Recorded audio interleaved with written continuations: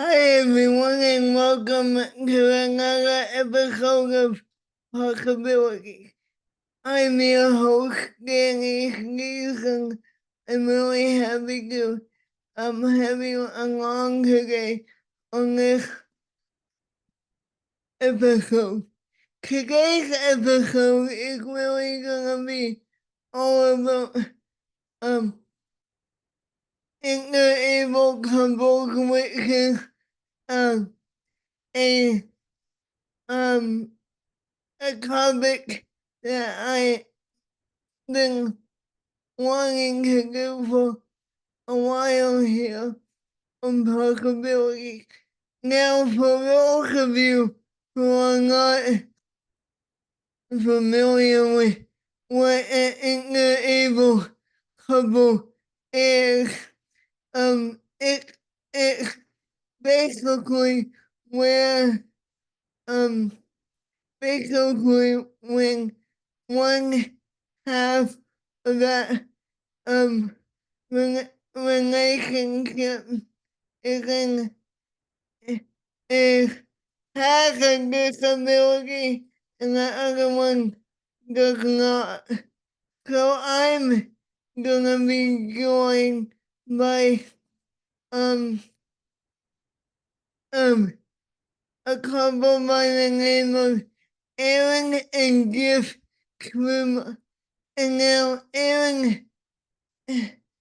now Gift is um originally from uh, Africa and um in that region anyway. Um and um Aaron I know him for uh a number of years and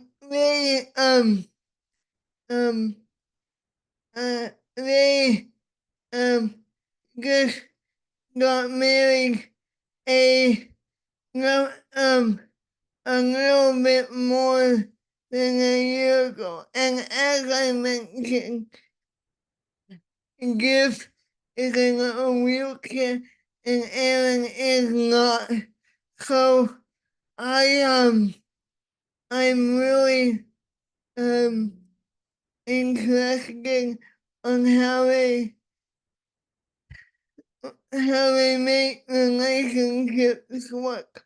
Um now I just a disclaimer.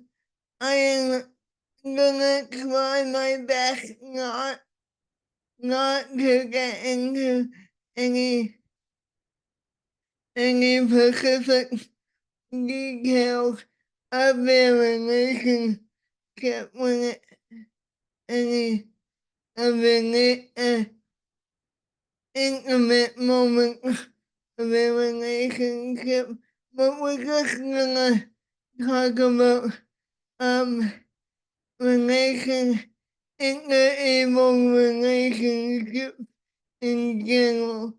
And I am not expert.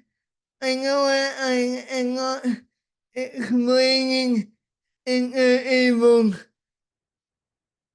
relationships very well, but I'm sure by the end of the show today you're gonna have a pretty good idea what an interable relationship is. So I, I'm really looking forward to having this conversation coming up here, and yeah, it should be a good show today. So grab uh, a coffee or whatever you want and join us for this conversation.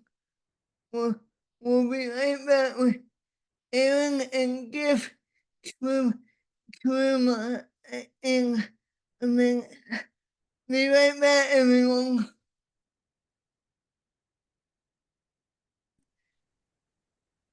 And welcome back to Possibilities.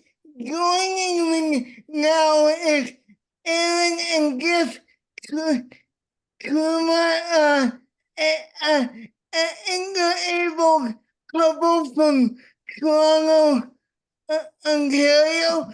So, welcome to the Possibilities of Erin and Gift. Thank you, Danny. Thank you for having us.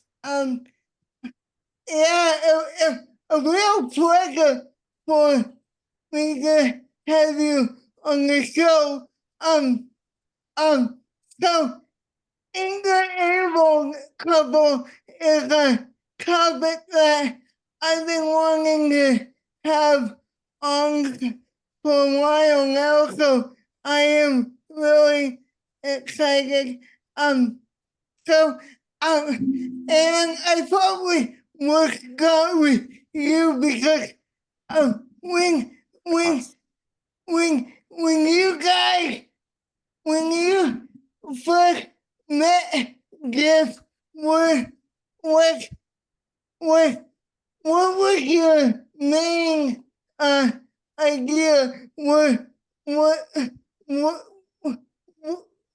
were you just be was the main goal just becoming friends at first, or what was the what?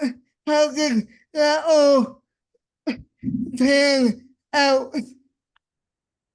Yeah, so we actually met on a dating site. So Yeah, the goal was dating, I guess. dating. Yeah, of course. And we both, even I think before we met, I don't know, Gift can tell me if I'm wrong. We both talked about like what we were after, which was like dating for marriage. Yeah. And not like we both weren't like, dating just to like hang out with each other or be friends. Cause I'm older, you know that, Danny. Yeah. And Gift is in his 30s too. And so it really was like intentional for us, even when like we went on a first date, that if we like, didn't jive, that we would be like, all right, like let's go our separate ways. Yeah. And just same question to you. I guess where did you see that? What was your first reaction uh, when you met Aaron and etc. Yeah. Like same thing. In my dating profile, I was very like honest. I said I'm looking to date someone who I will eventually marry if things go well. So I was very, very honest and straightforward with what I was looking for. And then just one Friday evening, I get a ping on my dating app, and it's Erin. And we start talking, and the next thing you know, we're clicking. And a few weeks later, we met in person after a few video calls. And after a few in-person dates, we decided that we wanted to pursue this as a relationship. Yeah. And the rest is history, and now we're married. And you've been married for like a year now. Is that right? Yeah, a year and a bit, almost a year and a half now we've been married. Yeah. Yeah. Yeah, it's like and like I said, when off camera, I follow you on Instagram and all of that. That's why really have been investing in your journey. Oh. So Aaron, when you when you first saw Gift on the dating app, um were you like, oh cool, he's in a wheelchair? Like what um what what was that like for you? Like, Honest. Yeah. What was my honest? I mean, How hot I oh, he wants me to tell you how hot he is. Yeah. No, I mean, I would look at like someone's picture and be like, okay, they're attractive. Yeah. I would like go and just see, if they said something that was kind of worthwhile to me. Gift said some things that were worthwhile to me, and I was like, yeah, like he's an attractive guy. But my first response actually was, there's no way this guy's gonna like me. He is too like attractive and too, I don't, he's into music and all of these things that I know nothing about. So I didn't think that he was gonna be into me, to be honest. I Yeah. thought the same thing too, Danny. I didn't think she'd be into me. Because as you know, Erin is like a very outdoorsy person, right? Like Yeah. she likes hiking and camping, and she's very athletic, right? Right. Yeah. Rides a motorcycle, like just like super cool, Yeah. person. And yeah, I just thought like she would be more interested in like, someone who shares the same hobbies as Yeah. her. Yeah. But I think like one thing that's like really important that we want to highlight is that like what was important to us was like, are we attracted to each other? And do we share the same values? Do we share the Yeah. same faith and values and goals and what we want out of life? And that to us like was like really key. Yeah. And we were honest about that dating profile bios from the get-go. And yeah. Yeah. I really admire that. So, um, um, um, and I want to pick up on what you just said, just if I may, because um, I'm sure um, growing up, um,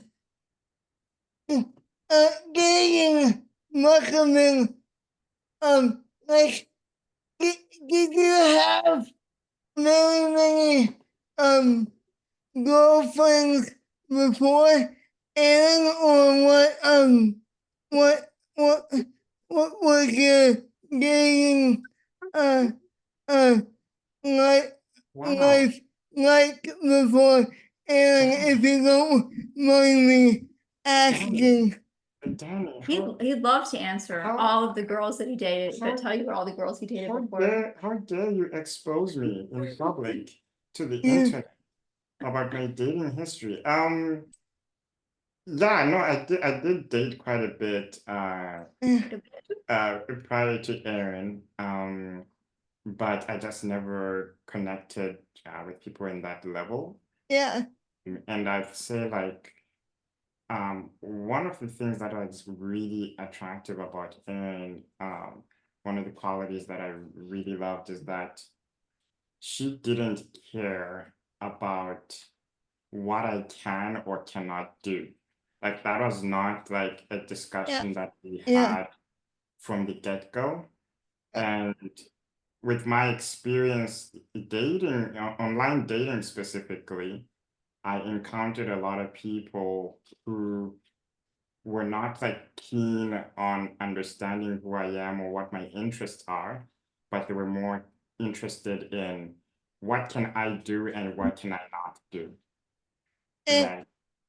and what just a follow up, why do you think that is? Like, why do you think the other people were like, oh, just um because he's in a wheelchair, he can't um he Mhm. can't get um as a normal person, if you will. Like, Yeah, yeah, I think it's because of like a lot of like the stereotype that is in society about people with disabilities and the ableist thoughts that they have. It's like they kind of want to verify they want to confirm whether those stereotypes are true. Yeah. So sometimes I'll talk to people who are actually not even interested in me, but just wanted to know. Yeah.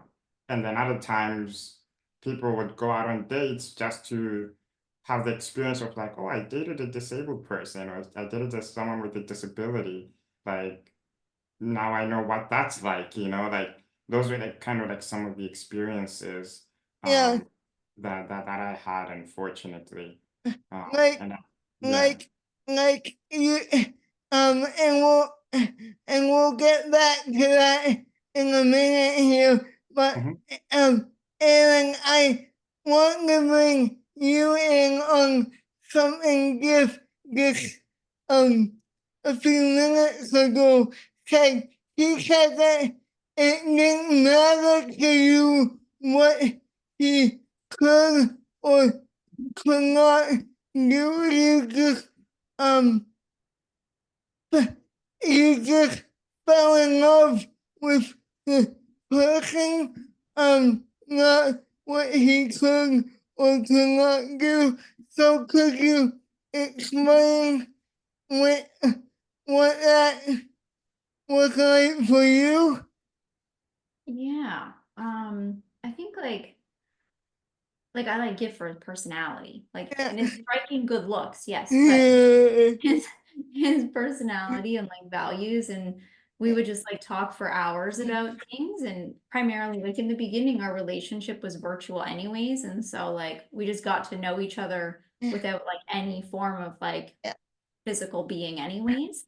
And like I don't know, like for me, like I had always like been around people with disabilities and worked in that kind of field. And so like we went on our first date and I had to feed Gift, and like it didn't really phase me that I had to do that. Yeah. It wasn't like, oh, like I have to feed you. It was like, oh, okay, this is how this goes. Cool. Like I'm getting along with you. We like each other. Like that's fine. So for me, it was just like very, I'm gonna say natural. I hope that Gift would agree with me that it was very natural with us in terms of like me just like helping him and like him helping me, and us just liking each other's personality, and obviously having a physical attraction and getting to know each other. Yeah. Yeah. So it really didn't matter to you if he was in a wheelchair or not. Uh but guess I want to bring back what you said about stereotypes here. What what why do you think people in society put stereotypes on people with disabilities, specifically dating for now, but why do you think that is? Why are they emphasizing on that? Yeah. Um, I think I'm gonna blame it largely on media, because like media often portrays people with disabilities in a very like specific way, that either like they can or cannot do something.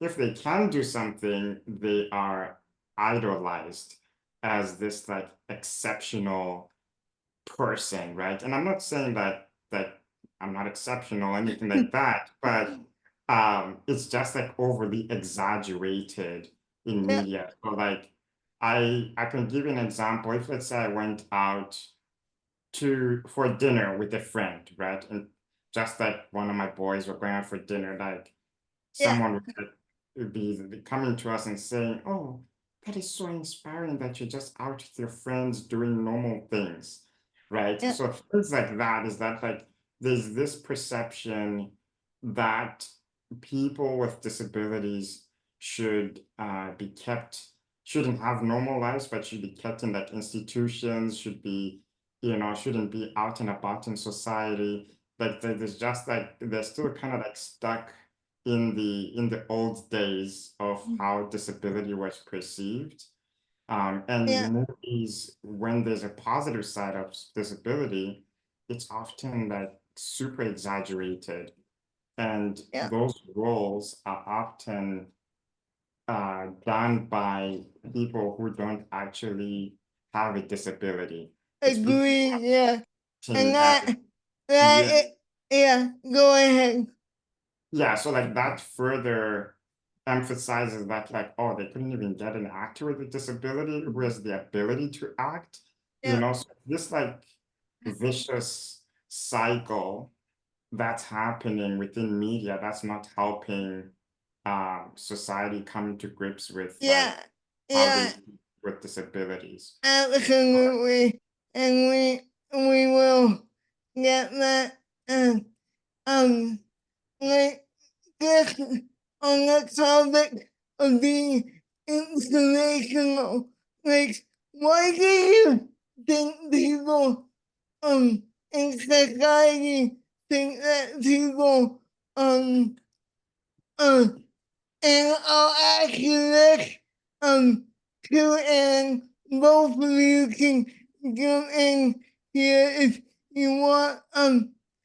Why do you think people in society think that people with disability are so inspirational if they're um just living their everyday lives, if you will?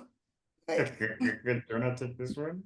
No, I feel like I I don't think I don't view like everyday aspects of someone's life as inspirational, I don't think. And again, like I want to caveat that with I think there's, a difference between someone that is born with a disability and someone that may acquire that disability later yeah, in life. When I look at Gift and I'm like, okay, like you're out for dinner with a friend, like for him that's normal because he was born with a disability, like he's never known any different. yeah, And so I think it's hard for me to answer that because I'm able-bodied. yeah. But like I don't necessarily look at everyday life as something that is inspirational. Yeah, And and different. yeah, and we'll get back to that in a minute, Aaron, on the flip side of that. But go ahead, Gift. What were you? Yeah, I was gonna say, I think that another thing why people have this perception is they think that people with disabilities lives are in constant are constantly in a dark state, like we are in this mindset of like being depressed all the time, and for us to go outside might require so much energy. So it's like they just create this narrative, this story about our lives that they don't know about, right? Like they'll say like, Yeah, oh, I could never be in a wheelchair. I don't see myself sitting 12 hours a day in a wheelchair. I couldn't do that. This person is doing that. They're inspirational. what You know what I mean? Like, well, you and I guess like you, you and I don't have a choice in the matter because we need this wheelchair to get around. So, you're absolutely 100% right. Why, like it just blows my mind that people think just because we're in a wheelchair, think that we should be put away yeah, somewhere for lack of a better term. yeah.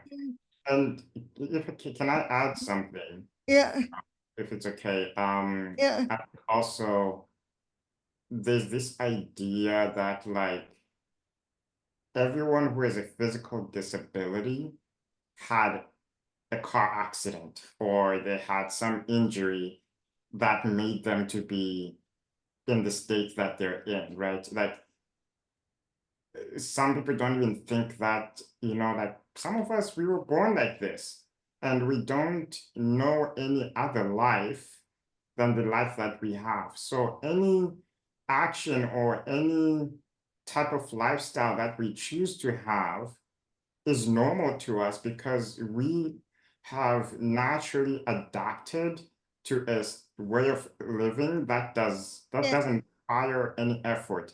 It's Yeah. like it's like as easy as breathing in and out, right? So like as an able-bodied person, for them to stand up or for them to scratch their nose, they don't think about it. They just do it. It doesn't even take an effort. So I Right. think people just Yeah. need to have that perception that like, look, for some of us who are born like this, like we don't know any other way, and there's no extra effort that is required from us to do anything at all. It's just this is our life, and this is Yeah. how we just have Yeah. navigated the world, you know? Yeah. A, a friend of mine calls it inspiration, inspirational. Inspirational porn. Yeah, Yeah. yeah, because that's what it is. So he he calls it inspirational porn. So Absolutely. yeah, so uh, what do you agree with that statement? Oh, Yes. a Yeah, billion percent, yes, I do agree with that statement. It yeah, is inspirational porn because it's like, it's the, so for those who are watching this who may not know what the term yeah, is, it's like you are addicted to the narrative of the fact that someone in a disability, the way they live is inspiring and it yeah, requires effort. And the yeah, more stories you see, the more it inspires you to live a better life as an able-bodied person. So it's like you're addicted to this story of people with disabilities doing normal things and seeing that as inspiration. So yeah, that's, yeah. yeah. And on the flip side, Aaron, I'll bring you in here because that kind of pertains to you in a way because I'm sure you get this on a daily basis. Like people come up to you and say, "Oh, you're such an inspirational for being with um being with him." Like I don't know how you do it. Um like what is your message to those people who come up to you like how do you deal with that when it arises? I mean, I think we actually get a lot of like that people just like assume I'm like a caregiver and they don't think we're married. Yeah, And then when I say like, oh, like that's my husband, people are like, oh, and they don't really know what to say. yeah, I feel like we've had like people close to us, probably too close to us, call me inspirational. Like really close family or friends that have said to us, like, wow, like you're an inspiration and like, To see past. you know, to see past his disability. And that to me is really like hard to digest because they're close people to like both of us. And so then, well, of so course, so what why um that's an interesting point that I want to bring up here. So why do you think that um even um relatives or people that are close to you, um, even if they know Gift or you, why do you think they still think you are an inspirational person for being with with him or vice versa. So yeah. Something. It's a very good question, Danny. It's hard I think it's because it just shows you Yeah. how powerful propaganda is, like how powerful media is, right? It's so deep that like even those who understand you the most still have these biases, Yeah. right? Like the family members who say this, it's not like they don't have any doubt in like what I can or cannot do. Like they've always 100% believed in me, Yeah. but they, because of like how society is and their communities and media, they still had like this little doubt in the back of their head that like, yes, you can live a normal life, but it might not be the normal that you're dreaming of. Yeah. It might not be like, yes, you will get a job, yes, you'll get an education, but maybe like getting married, that may be a little bit too far to dream. You know Yeah. what I mean? Like, I feel like Yeah. it's a hard thing Absolutely. to say like about my family, but like I feel like that's like something that they've kind of battled with um internally. Yeah. I Yeah. mean, Yeah. yeah, Go ahead, Evan. I'm gonna take it from like the wife caregiver like standpoint of it. I think people are so like nowadays, especially people don't like look outside themselves, if that makes sense. So I think Mm. people are so ingrained of like, what can my partner give me? And what can I get from this relationship? And Yeah. what can I get from the world? Yeah. That they can't imagine that someone could possibly want to be in a relationship with someone where, maybe some days they have to give more than the other person gives.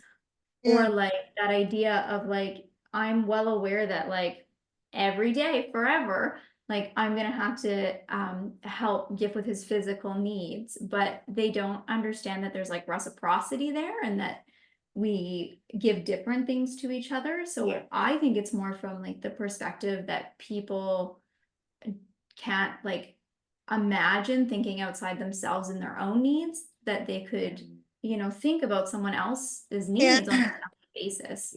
Yeah. So And get go ahead, Gift.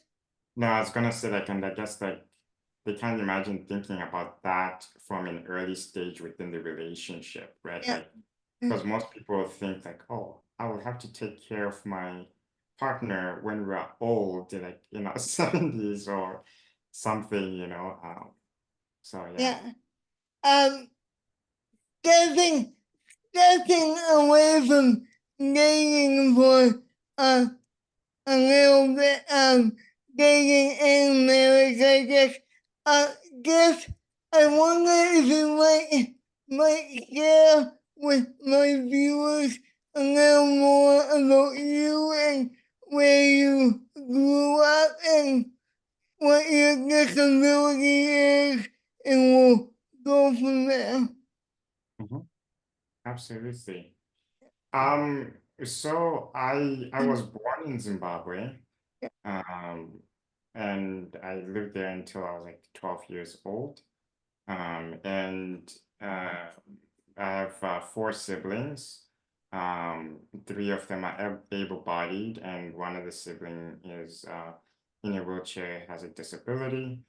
And for me, like growing up, that made it easier for me to deal with like the some of the things that bothered me about my disability when I was a kid, because I had someone to kind of talk with that could relate to my experiences. Yeah, So yeah. that was kind of So like my upbringing, and he's an older sibling, so I was able to kind of like look up to him, and he was able to kind of create this roadmap for yeah, me and say like, oh, like, you'll deal with X, Y, and Z, like this is how I dealt with it, or I'll ask him questions, right? So that made I guess that put me like at an advantage in the sense that like I had a blueprint. I had someone who looked like me who was also kind enough to share his experiences and what has worked for him and what hasn't worked for him. And then like in terms of like my disability, like I've started like over the last recent few years, I'll say over the last 5 years, I've started not to share publicly what my disability is, just because I'm trying to shift away from like ableist narratives or from inspiration porn narratives. Good for you. Yeah. Because like I found that when I share the name of the diagnosis, let's say, I don't know, let's say I have MS. I don't have MS, but let's say I have MS, right? And someone asks me like, what disability do you have? And I say I have MS. Someone would say like, oh, I know a friend who also has MS, and they start creating these assumptions about me Yeah. because of what they've seen, Yeah. um, of someone else who has MS and how their life is impacted by that, right? Yeah. So to Or they will say, oh, you have or in my case they will say, oh, you have cerebral palsy. You should get together with my friend there you go. um who also has cerebral palsy, There you, and you and like no, because cerebral palsy is such a vast spectrum that we may not have anything in common, or we may have something in common. So you, you never know. So uh, um um going off of that, so when people ask you what yeah. your disability is, like when you're out in public and they ask you, what do you say to them? Do you Well, say, oh, I'd rather not disclose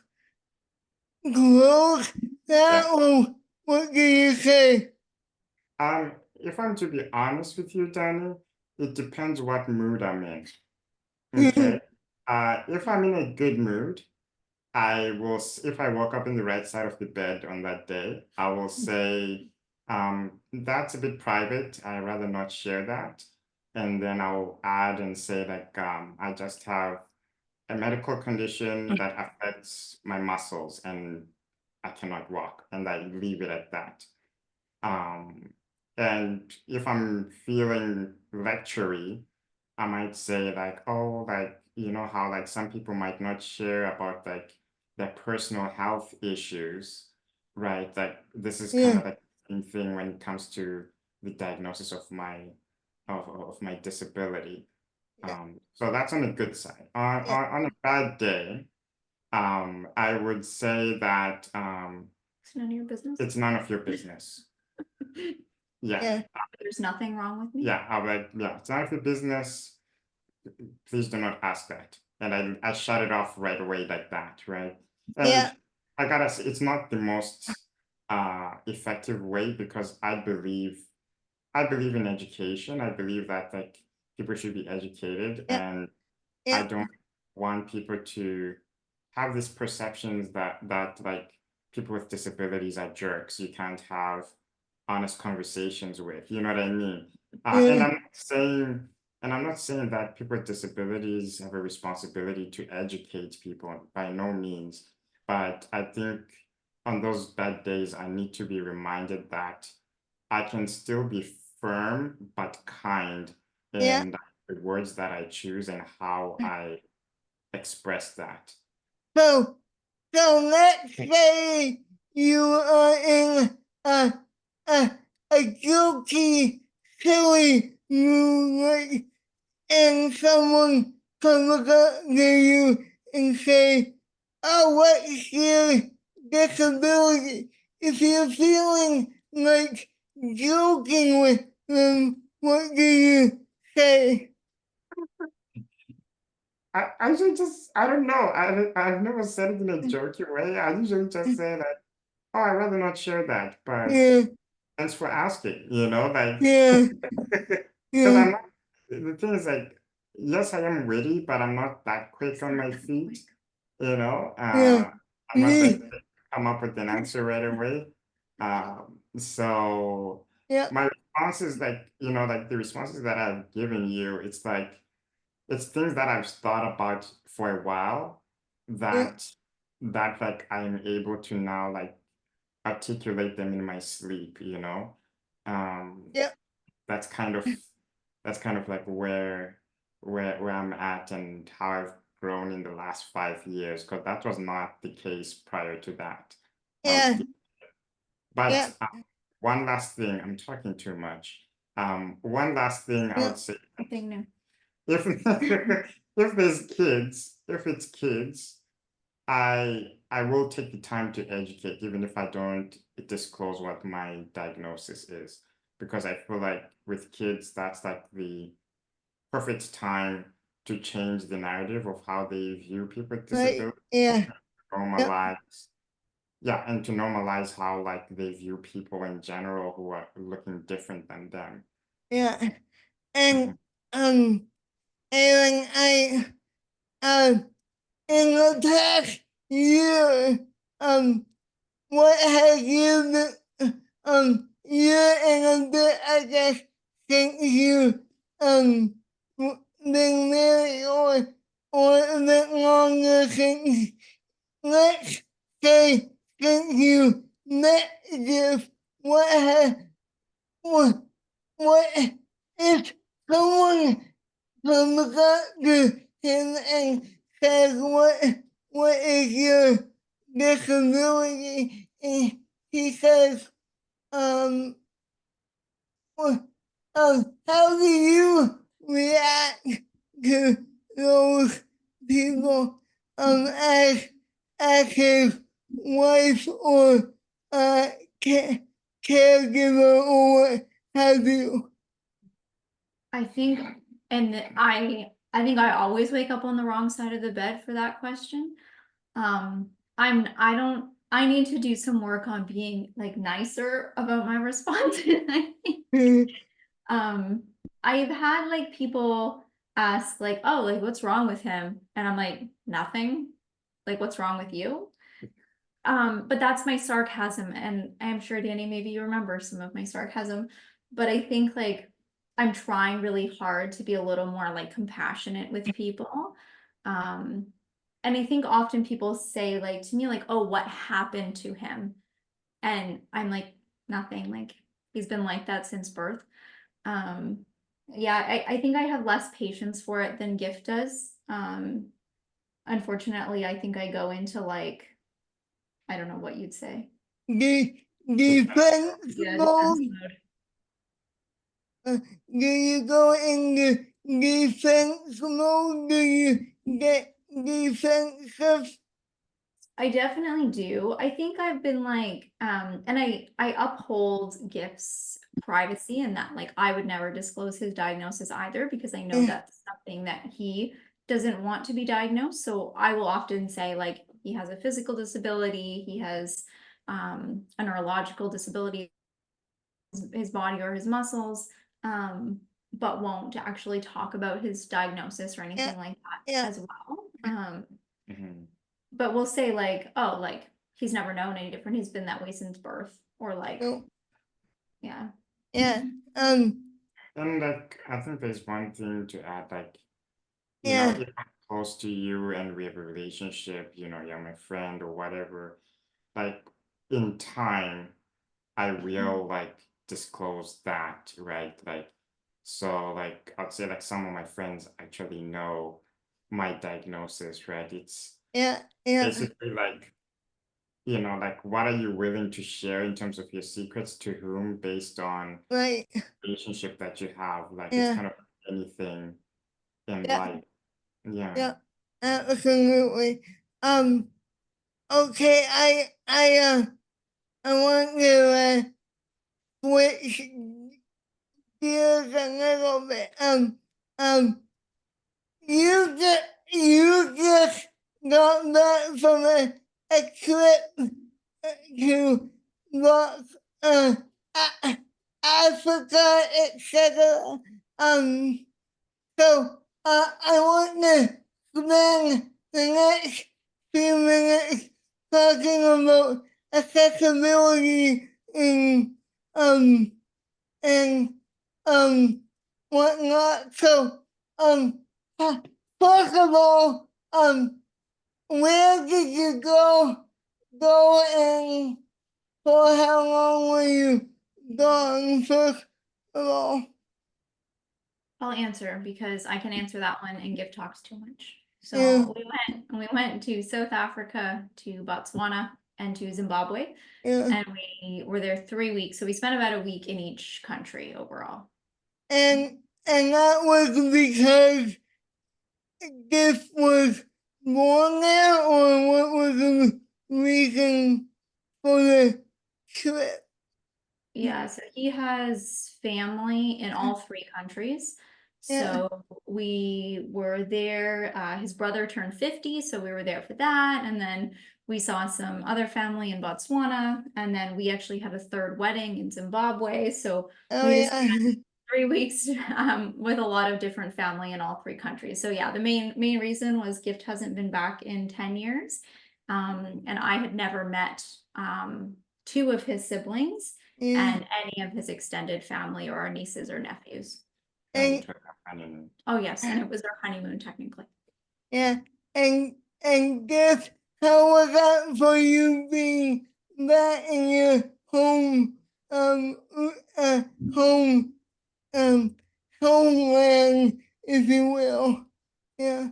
It was great. It was great because I don't get to visit often because it's Yeah. very expensive to Yeah. go there, and yeah, just like traveling in general is expensive, but when you add accessibility into the mix, it's just even more. So it felt really great. Just to see like, you know, my aunts, my uncles, my cousins who I haven't seen for so long, and for them to meet the love of my life, like that was like something that was like really special. Yeah. So yeah, and also I got to show Erin like a little bit like more history of like where I come from, and she got to see my school, my elementary school that I attended. She got to see the hospital that I was born in. So it was like a really emotional and intimate, yeah, trip. And how was that for you? And like, what was your expectations like going in, and how were they were did they live up to your expectations, or what was that like for you? Yeah, I mean, it was a very enjoyable 3 weeks. I think like one of the cool things about Gift and I is that like we don't really have like huge fights, and we really like get along well. And so when there's friction like outside of our relationship, we do really well. So we travel really well together. Yeah. And we like deal Yeah. with conflict very well. And so we just really had an enjoyable time together and like meeting family. And I learned how hard it is. And I know like Danny, you know this, but it's so hard to say goodbye to family when they're across the world or across the country. Yeah. Yeah. I had never experienced that before really, and so that was an emotional experience for me saying goodbye to people. But I would say like it exceeded expectations from just like how welcomed I was into their family too, and like Mm. yeah, it was very cool experience, and hopefully we'll be back earlier than 10 years. Yeah, Yeah. absolutely. Um. Do you Yeah. want to hear Erin's dream?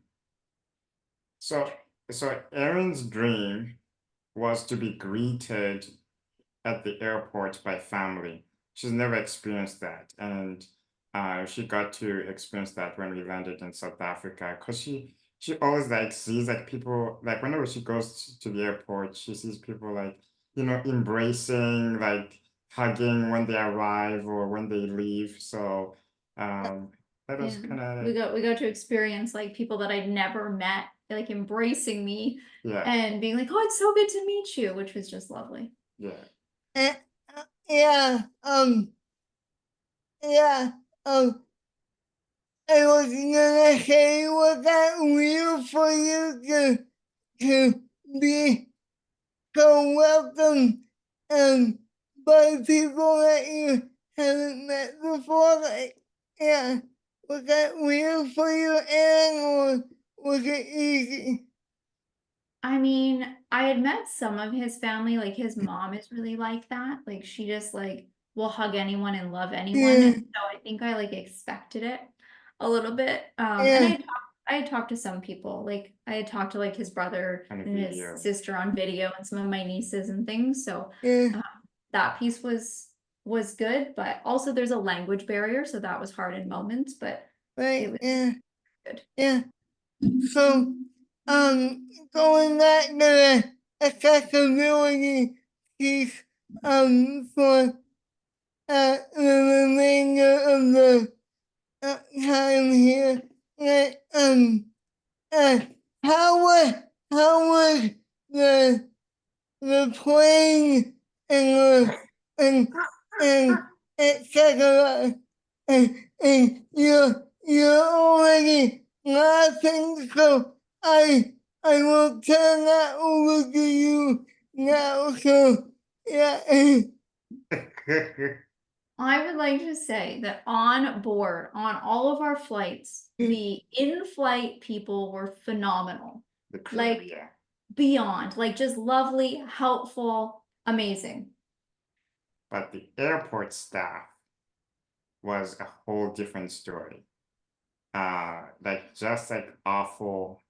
Uh, my chair was damaged both ways, going mm, and coming back, yeah, and the staff were not viewing me as like a client, as a passenger, because when they would talk, they would either try to talk to Erin or try to talk to my mother instead of talking to me directly.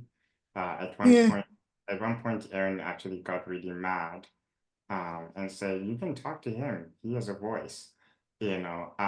yeah, So there were those experiences, and just like confusion and disorganization around like how to handle me when I should board. Where's my wheelchair? Am I gonna get my wheelchair during yeah, connecting flights? So it was a really frustrating uh, process, and to get my chair kind of like not in one piece at the end of each leg. Yeah. yeah. Like, let's talk about boarding for a minute here. Uh, if you don't mind me asking, like, I know how you board. Like, I don't know how you specifically get board a plane, but I have an idea. So, does the is Aaron expecting to miss you on the plane, or how does that work? Go ahead. So, I mean, I did most of the lifting only because it was just simpler and easier. Mm, A lot of times they were like, "Oh, I need to wait for my colleague," and I was like, "Let's just not. I'm just gonna lift him, and then they can put him on the plane." So we always use like an aisle chair. But I would say what, like 80% of the time, like most of the lifts I did myself, Yeah. just because it was easier. They do offer. They do offer, but it often takes more time to get them there and all that kind of stuff. And did any of the airlines offer a mechanical lift at all? Because I know they are getting more planes with mechanical options now. So was that offered to you or not? Like during time of like reservation and calls, that was like asked if I need that or not, if I need a lift. Oh, okay. I didn't know. But I refused it because I normally don't, because I don't even use it at home. We don't use it at home. I just do the lifts. But Yeah. Yeah. So yeah, I don't know like how well equipped they would have been. Like I know some airports have it, some don't, but they did ask when I was calling the accessibility line. Yeah. Because I've been following accessible airlines for a while now here on the show. So I was just curious how it went for you. Like, yeah, yeah. Go, you mentioned that some of the staff weren't really receptive to what you had to say. Like, can you share a little bit more about that? Yeah, so the crew were very receptive. Like I would ask for help, they would be able to assist. So the flight attendants were great, like phenomenal.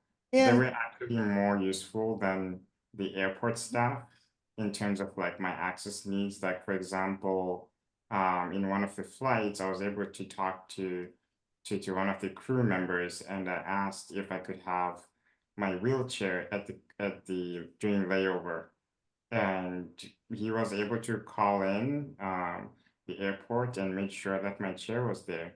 And we'd made that request prior to our departure at the airport, but it refused. They refused to honor that request. So it's just to show you like it's all about like education and just simply having empathy. Yeah. Yeah. And being decent. Absolutely. So, yeah, uh, I know for myself, I am not able to sit on an aisle chair, but that is a whole other can of worms that is required is gonna get into another show coming up in a little bit here. But how how is the aisle chair experience for you? Yes. I'm used to it because like I travel quite a bit. I used to travel quite a bit. And also I'm a very, very small guy. Like I'm like 4'9". I'm short. And yeah, so like fitting in the aisle chair is, yeah, it's not difficult at all for me. Yeah. Yeah. Uh, and also like a two-person transfer is relatively easy because Yeah. yeah, because I'm just a very short guy, tiny guy. So yeah, I've never had any issues with that. But on the airplane seat itself, I usually kind of like alter it to make it more adapted to my needs. We carry a bunch of like cushions to kind of prop me up on the airplane seat so that I can sit as comfortable as when I'm in my wheelchair. Yeah. Um, Yeah. that's what we use. So, And a- and I know when I'm on an airplane, I don't fly much anymore because I'm getting too big. But when I did fly, my dad used to lift me, and what was really handy is we used to book with Southwest because Southwest you don't really have to book a specific seat. So with Southwest you can just pick whatever seat is most accommodating to you. But for um but for Air Canada, they were a nightmare to deal with because they didn't know what the heck they were doing. They almost they lifted me on the aisle chair, and then they almost let me fall over because they didn't know how to get me into things. So that was a bit of a nightmare to um uh do it with somebody. We managed. Okay, so yeah, airline travel isn't my favorite thing, but going back to the chair being damaged, like what kind of damage was it? Like I know because I seen it on Instagram and whatnot, but for those of my audience who don't know, can you explain what kind of damage it was? Absolutely. So the damage was my lights were broken. They completely came off the covers. They completely disconnected wires, electrical wires that connect to the control of my chair that they were not supposed to disconnect. And the battery was completely, both batteries were completely removed from their casing. Um, and yeah, like my hairdresser was loose, like a bunch of things were just like displaced, and Wasn't one like big thing, it was just like all these like tiny minor issues, but that were very, very frustrating. yeah, Especially in the airport at like 11 p.m. yeah. What um I I don't know if this is a fair question, but what was the biggest issue with all of the damage? Like, So like uh, the biggest issue was like figuring out where everything connects to what, because some of the things that were disconnected I've never touched before. I've never disconnected before. There was a lot of like electrical things that like we didn't know how to get certain things to turn off or certain things to turn on because they had literally gone through the chair and disconnected every Single wire that cable they and found. wire that they could. yeah. And like Uh, obviously Gift can't see it, and I wasn't there when the chair was put together, so I had no idea. Yeah, and the batteries are very heavy, as you know, Danny. Like they're yeah, at least 140 pounds, like Together, each. yeah. Yeah, like yeah. it's very heavy. So for Erin to like piece that together and put it back in the chair was like a very frustrating process. Did you have to put it back together yourself, Aaron, or did someone help you with that process? I mean, there was someone there, like, I think attempting to help us, probably because I was so frustrated. And his mom was there too, so mom kind of helped us, but they're very heavy batteries. Like, it took 3 of us to actually get back in the chair. Yeah. So it wasn't an easy process for sure. And the whole time we're just like praying and crossing our fingers that when we connect it, it actually works, right? Yeah. So And thankfully it did. and what was your um backing up a little bit, like what was your reaction when you saw the chair being damaged? Like what was when it came back to you and it was damaged, like what was your reaction? Oh, I was pissed because Yeah, like when I got my chair, I didn't get it at my gate when we arrived to our destination. It was like at the luggage area, but in the kind of like, you know, those conveyor belts, they come out of the machine. yeah, Yeah, and they to lift it out of the track, which was like another scary thing. So it was a whole thing. I was really upset. And if I could show you like a screenshot of the emails that I sent, recently to airlines, you'll see how angry I was. what, what, you, and you don't have to show me your emails, but what was the, what, what, what was the gist of the email? Like, what did you say to them? So the gist of the emails, like they highlighted a few things. They highlighted the things that they damaged, and it also highlighted the lack of professionalism from their staff in how they handled the whole situation, and also Yeah, how they interact with me when it comes to requesting certain access needs, and also the lack of proper customer service even within their phones, like when talking to them by phone.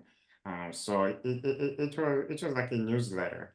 It highlighted all of those things. It was just, yeah, bullet points after bullet points with headings, like. like, what, like, backing up a bit again, and I know we're running, a bit short on time, but, what, when you were at the airport, like, what, how did the airport staff interact with you? You mentioned it briefly, but can you get a bit more specific, if you don't mind, and share what Oh, they said to you? they were all kind of like in a state of confusion, right? Because like the chair goes through so many hands, right? Like there's the staff like from where the luggage is being taken off from the plane, right? And that's not the same staff that interacts with me when I Yeah, pick up the chair. So they were in much confusion as we were, but what I think was frustrating the most is that they were not offering any solutions or avenues for us to pursue to address what was going on. yeah, yeah. I think like one of the biggest like um roadblocks we hit was like a wheelchair. I think like most people, even people in the airlines or like able-bodied people, they're like, oh, like, they're in if something's in an airplane, there's gonna be like some dents and some, bumps and bruises on it from the airplane. And I'm like, okay, but this is like his legs. So like Yeah, how would you feel if like you came out of the airplane and like, your leg was injured? Like just like to be very direct, like it's Yeah. very frustrating, I think, when people view his legs and his mobility or anyone's mobility as like, oh, it's just like a piece of luggage. Yeah. Like it's not. Yeah. And I think like Erin has articulated this well in one of our posts. It's like my chair is a part, but it plays a big part of me as a person, Yeah. right? I cannot function at all without this chair. It's like not just my legs, but it's also my hands, because if my arms are not propped up in a certain way, I cannot even use my phone. I cannot do my job. I cannot do anything. Like let's say if I sat on the couch, for example, on the couch I cannot use my phone. That's just to show you the difference. In bed, I cannot use my phone. So like the chair plays a crucial part in my independence and the autonomy that I have just for existing. Yeah, absolutely. And Erin, Gift has dealt with this his whole life, but I'm curious, um, um, being his wife, what, and you have never seen this before, like, or maybe you have, I don't know, but, what, what was your reaction to all this going down?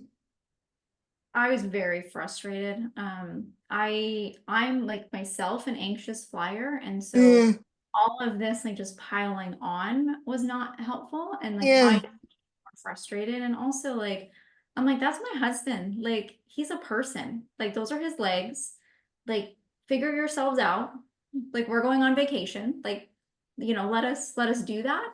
And I think like for me, I want it to be like such an easy like fix and an easy thing for them just to like recognize like Gift is a person and like these are his legs and treat him as such and treat his chair as such. But it's not that simple. yeah, And I think it's frustrating for me to see like how hard you have to fight in order to like get people to understand something that really should be very simple.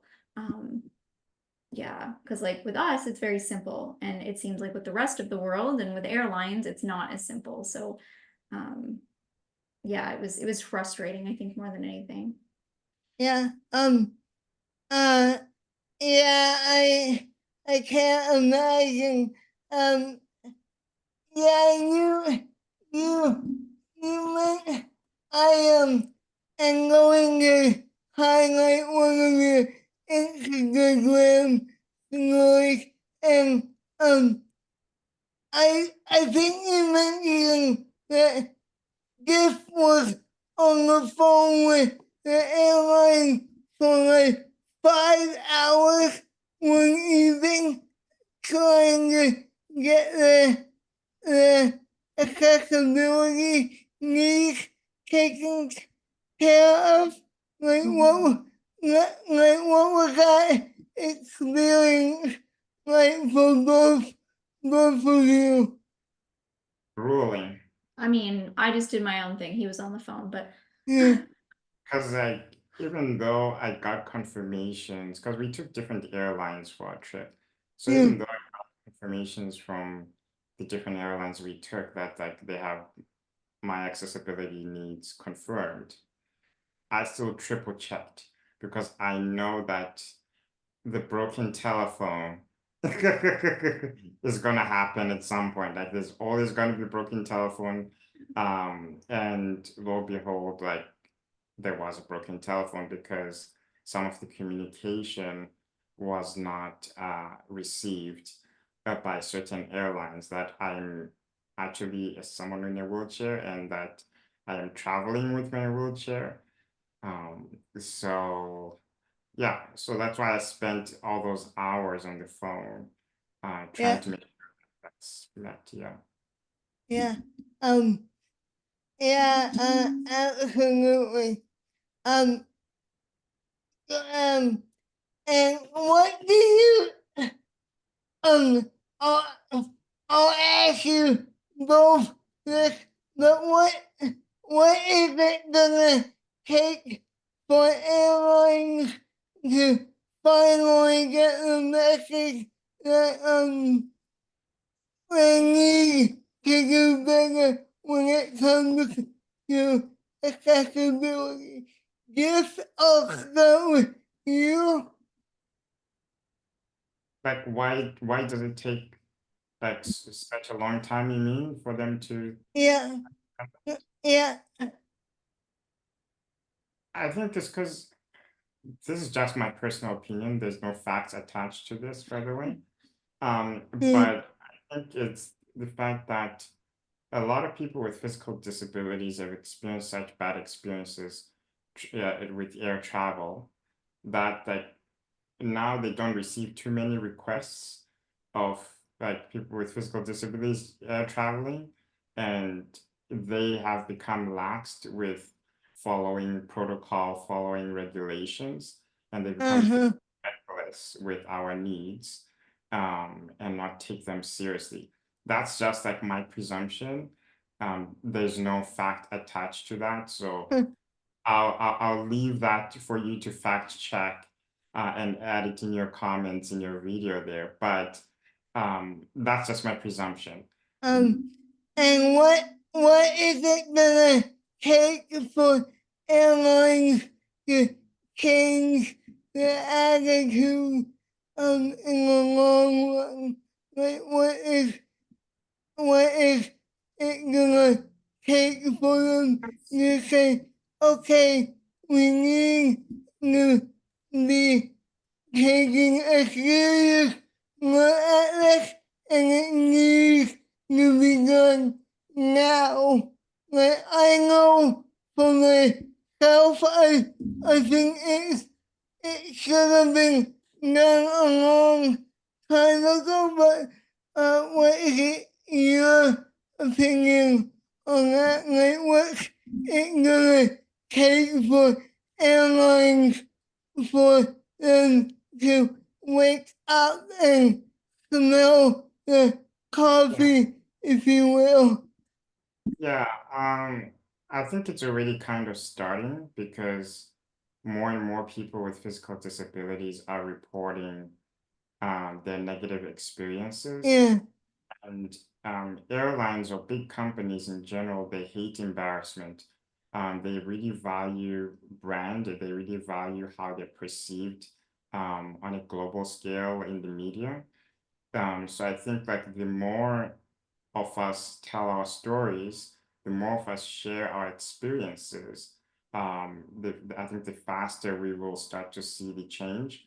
And we're already starting to see that with Air Canada, for example, where they're already holding meetings to try and improve their customer service for people with physical disabilities. yeah, And just in a nutshell, tell your story and tell it as yeah. loud as possible. And I know that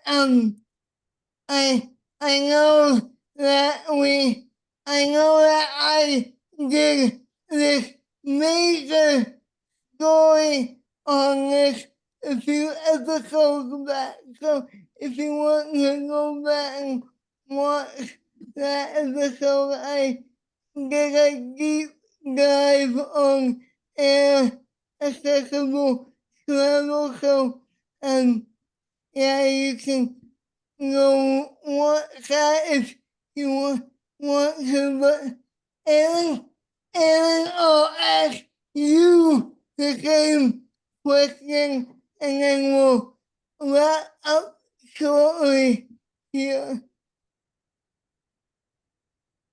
So I feel like I'm not as nicely spoken as Gift. And I No, think for me, like we've seen chairs completely broken. We've seen like people being carried downstairs off airplanes very unsafely. To be completely and utterly honest, I feel like something even more dramatic has to happen for airlines to actually listen, and that's going to be awful, right? Like what, for example? Yeah, like I think someone has to be seriously injured for them to actually listen and see that it's a problem. Well, well, people are already being seriously injured, so what does that tell you? Yeah, they just don't. Mm. I don't know. And I think as like an able-bodied person, like I just want to look at them and kind of say like use your mind, like use your head, like be a more decent human being and realize that like these are human beings and you need to treat them as such. Like it's just bizarre. But I also see like an aging population where accessibility is becoming more of the norm because there's more and more people that need that accessibility, and maybe that's what it takes. Right, yeah, It's hard. I um, don't understand why they haven't realized yet. yeah, and in the last few minutes here, I really want to ask you about accessibility in general, and I'll, I'll, I'll go to you first, and then I'll get this the way in. We'll switch up the roles a bit here, like as as a wife of a man in a wheelchair. What what has been your biggest um accessibility pet peeves in society when yeah. Go Annie, ahead. my question to you is, why haven't you been hired by CDC yet? I Like, your know. questions are They're good. really, really, really good. I feel like for me, it's transportation. Like we take the GO train, for example, and every single time we get on the train, there are people in the accessibility seats, and almost every time I have to be like, you need to move. And I am not kind about it. Gift can attest to this. I'm not kind. I'm rude to them because I'm like, it says right there, like you see him and you still don't move. So I think like people's ignorance just like gets me the most. And I think even like greater than that, one of the things I said to Gift the other day is like I like long for the day when we can make plans with friends or family and not have to ask, like, is that accessible? Where we can just go and not have to ask those questions. Yeah, yeah. And just same question to you, like, yeah, what is your, I feel like you could be here another hour talking about this, I'll but be I'll what be quick. I'll be quick because I'm starting to think of ribs and steak right now. Joking. yeah, We're not having ribs and steak tonight, are we? No, Oh, we're not having steak for dinner. Absolutely not. I'll be very quick. For me, it's washrooms. Mhm. yeah, Um, because like that's a human right to use yeah, a bathroom, right? yeah, And if a wheelchair accessible bathroom is occupied by someone who does not need it, that's the biggest gripe for me. I get very vexed, and Erin can tell you that. I yelled at someone at an airport who was using an accessible one, and I yeah, had to go. And I think what people don't understand is like, oh, it's just for 2 minutes, or no one would come in right now. But they don't realize that I don't have any other washroom I can use. Like my chair physically cannot fit in a regular stall, right? yeah, And if they see it as a human right issue, like I have a right to use the bathroom, just yeah, as you have a right to use the bathroom. I think they would take it more seriously and think twice before they can use an accessible um, bathroom. yeah. And I was gonna ask, how does it work for you in the bathroom facility when when when bathrooms are not accessible. Like, I know that accessible bathrooms are really hard to find, and there's a vast a vast um difference between what I think is accessible and what you think is what you may deem as accessible. But what's your opinion on accessible washrooms as a whole? Like, yeah, Yeah, so like for us, for me, like what's important is to have like a gender neutral like individual bathroom, not a stall, like just a gender neutral individual bathroom, yeah, because what that does is like when I'm going to the bathroom, whoever is assisting me, whether they are male or female, we can both go into the bathroom without feeling any like discomfort, yeah, right?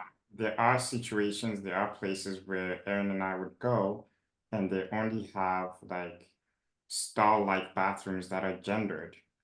So that puts us in a very serious predicament because we have to decide which bathroom are we gonna go to. And sometimes Erin is like, it's okay, I don't mind. We can go to a male bathroom. And vice versa. Sometimes I'm like, no, it's okay. I'll go to a female bathroom because yeah, that's just yeah, our situation right now. yeah, And we shouldn't have to deal with that. We shouldn't have to make those choices. yeah. And and how is the accessible washroom situation for you? Like, what what is your biggest pet peeve, if you will, when it comes to that? I mean, it's not as it is frustrating for me, but I think there's like give and take in our relationship, and I know it's something that drives him wild. And so I usually like am a little bit calmer when other people come out of the accessible washroom. It doesn't I think it bothers me that able-bodied people use the accessible washroom. But it doesn't necessarily bother me if I have to go into a men's washroom or vice versa. Like I take one for the team and I'm like, you know what? It's this organization or this company's problem, and therefore it's like it is what it is. Yeah, Like that absolutely. yeah, that doesn't bother me. It's more so like the able-bodied people that think it's okay to use the Yeah, accessible. So absolutely. Um, so, uh, what, what, what, we're running a bit short on time here, so, what would be your final message to people watching us when it comes to it, in the able relationship? Wow. I'm not a wise person, so that's a very difficult question for you to ask me.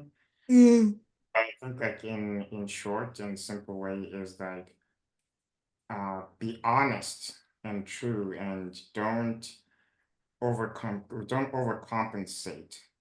Be who yeah, you are, and that person will see you for you, and that's it. Like just be honest with who you are, don't overcompensate, just be your natural self and be confident in what you're looking for. yeah. Also be confident in your skin, like as a person with a disability. Um, that's what I would say.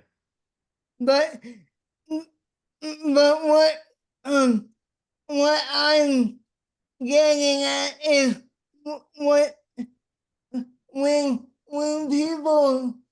when people see you out in public, like how do you want them to perceive you? Like, um, just as a couple that they see holding hands, walking down the street, that's for them to see us as that, just as yeah, a couple that's just in love, walking down the street holding hands, and yeah. not to be And and the same question to you. And then, Yeah, I think like that's just it. And I think like not having that perception that like either of us are like this great human being because we're in a relationship with each other. I think we're just two human beings that found each other and love each other and got married because, you know, we care about each other and have the same values. And I yeah, think yeah, just let us be us, right? Like you do you, let us do us and like learn from other people. And you know, it's fine if people think we're cute because we are, but don't think we're cute just because like he has a disability. Yeah. Like we're just cute because we're a cute couple. yeah.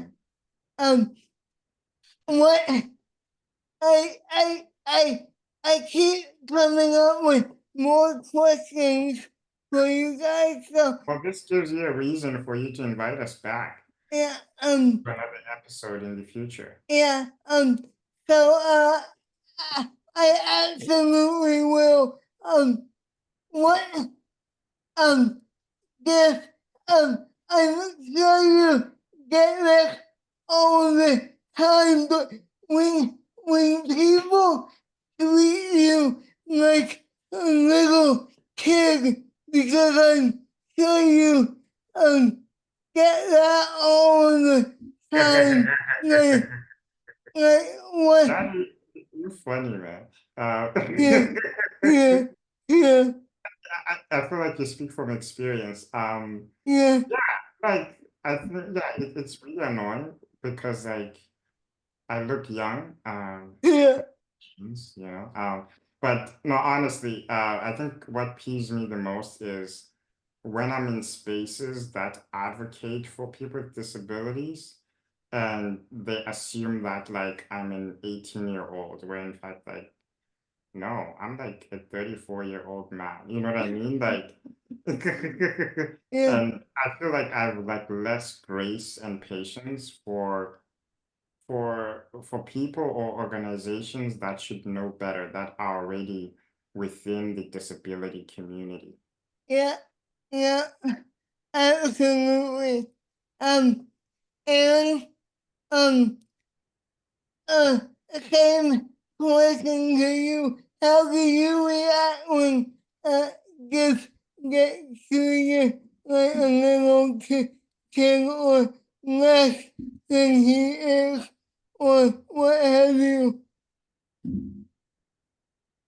Sometimes, well, I get frustrated, which seems to be like a theme, but I think Yeah, also like sometimes yeah, I think it's funny because I'm like, he doesn't look 13.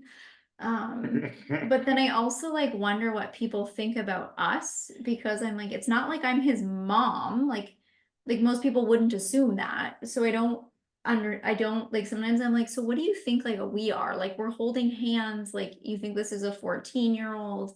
I think I'm just perplexed, like at people's reactions sometimes. yeah, yeah. Uh, um, and what has what has been the craziest interaction you had in public with someone when they're treating you like a little kid? Like what is one story you can share with us? Danny, do you want me to get arrested? No, No, like no. once we were at an event and yeah, someone was like, "Oh, am I 18?" or something like Oh that. no, they thought he was 13. Oh yeah, they were like, "Am I 13?"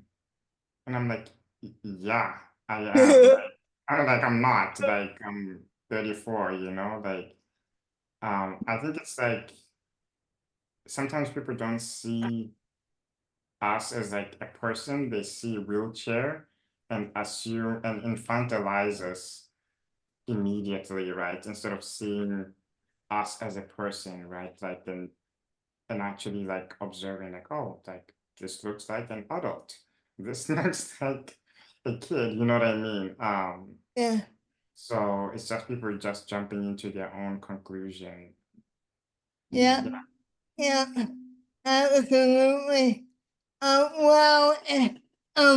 Wow. Erin and Gift has been a real pleasure having you on the show, and I'm sure we'll have you back in the future for another episode. So thank you very much for joining me here today. Thank you, Danny. It was a Thanks, treat. Danny. Thank you so It was much. great talking to you. Yeah, and we will be right back with more possibilities. Stay tuned.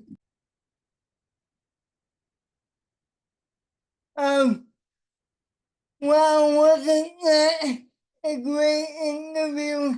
Um, uh, um, with Erin and Gift, and it really, he's really passionate about accessibility, and I hope you gained some valuable insight when it came to interabled couple and accessibility. We will definitely have him have him back on a future episode. So stay tuned for that. And um, if you want to follow them on Instagram, um, I'll link their Instagram on on the on the description. So go ahead and follow them. But for now, keep the gift of disability, and I will be back soon for more. So have a great day, everyone.